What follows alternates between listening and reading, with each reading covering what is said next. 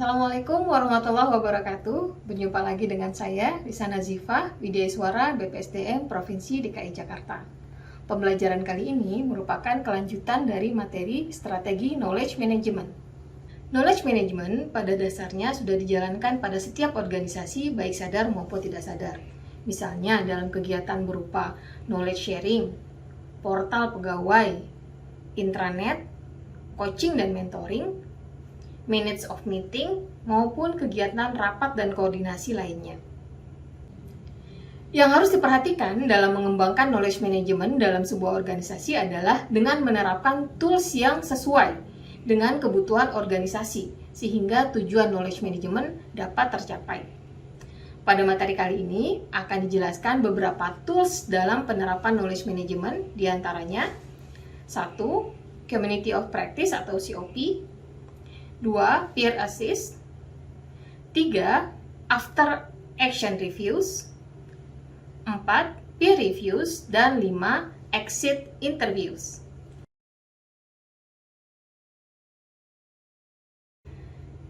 Community of Practice atau dikenal dengan COP adalah sekelompok orang yang memiliki minat yang sama, lalu bersedia untuk mengembangkan, berbagi, dan membangun pengetahuan, praktik, dan keahlian secara fleksibel selama jangka waktu tertentu. Beberapa keuntungan yang dapat diambil dari Community of Practice adalah, misalnya, Community of Practice bersifat informal sehingga menyenangkan dan santai. COP juga tidak memerlukan waktu yang lama. Satu kali pertemuan hanya sekitar 20-60 menit. Lokasi dapat di mana saja dan dapat dilakukan kapan saja. Kemudian COP juga merupakan sekelompok orang yang memiliki passion yang sama. Pembicaranya berasal dari internal sehingga memiliki engagement yang tinggi.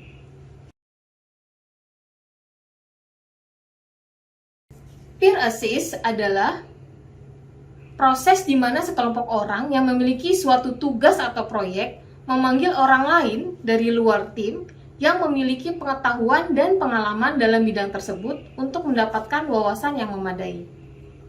Beberapa benefit yang didapat dari peer assist ini misalnya, 1. Tim mendapatkan masukan dan wawasan dari eksternal yang memiliki wawasan yang lebih luas. Kedua, fokus pada tugas dan masalah tertentu. 3. Dapat meminimalisir kesalahan-kesalahan atau risiko dari kegiatan serupa. Keempat, dapat diterapkan dengan segera. Kelima, dapat memulai tugas dengan kesiapan yang tinggi, serta dapat berbagi pembelajaran antar tim karena bersifat simpel dan cepat.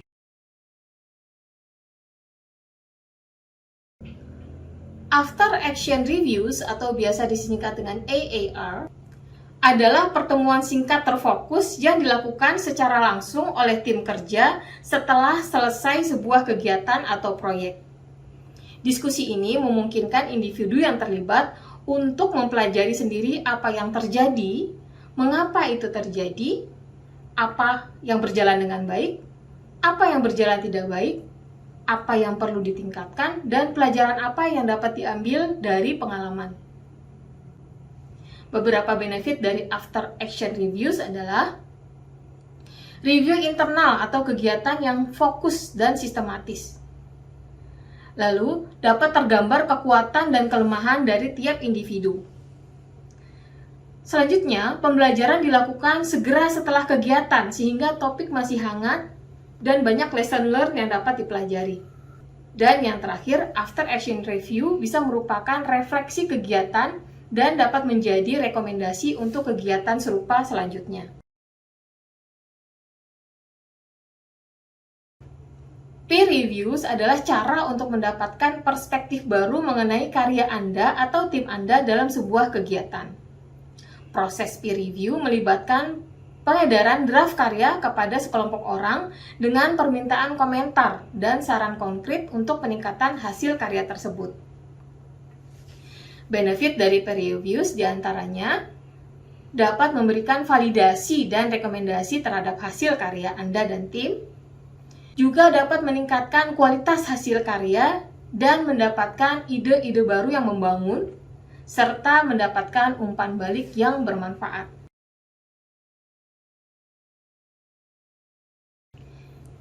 Dan yang terakhir, exit interviews. Exit interviews dilakukan ketika seorang rekan kerja akan memasuki masa pensiun atau mutasi. Tujuan dari exit interviews ini adalah untuk memastikan bahwa tidak ada pengetahuan penting yang hilang dari tim atau organisasi ketika ada seseorang yang akan meninggalkan sebuah organisasi. Benefit dari exit interviews diantaranya bahwa kegiatan tersebut dapat berupa kegiatan informal dan kekeluargaan sehingga dapat menjalin silaturahim antar pegawai, juga silaturahim antara pimpinan dengan pegawai. Selain itu juga, kegiatan exit interviews dapat meneruskan pengetahuan dan pengalaman berharga kepada pegawai lainnya. Kelima, tools dari knowledge management tersebut dapat diterapkan sesuai dengan kebutuhan di dalam organisasi. Cara yang paling efektif untuk memulai dan mengembangkan knowledge management adalah dengan memastikan bahwa knowledge management dapat memberikan manfaat yang nyata, tidak hanya bagi organisasi tetapi juga bagi pegawai.